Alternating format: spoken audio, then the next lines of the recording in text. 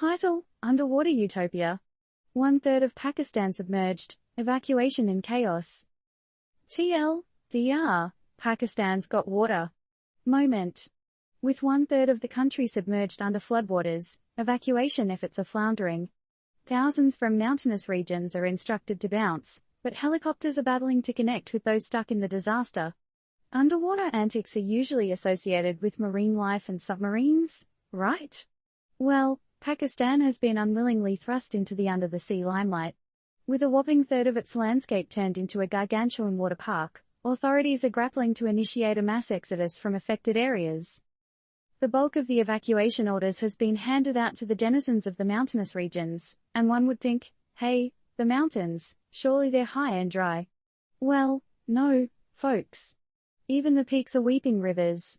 With conventional road access swept away, the authorities are left to rely on helicopters for rescue operations. But here's the twist: even with the help of these whirlybirds, reaching the stranded remains a Herculean task.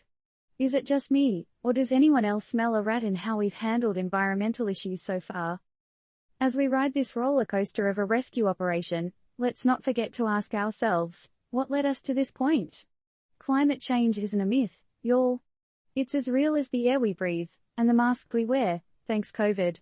The increasing frequency and intensity of such disasters should be a wake-up call. As we continue to watch this saga of survival unfold, let's take a moment to appreciate the bravery of those battling the waters and the resilience of the Pakistani people. Their story serves as a reminder of the need for effective environmental policies and swift disaster management.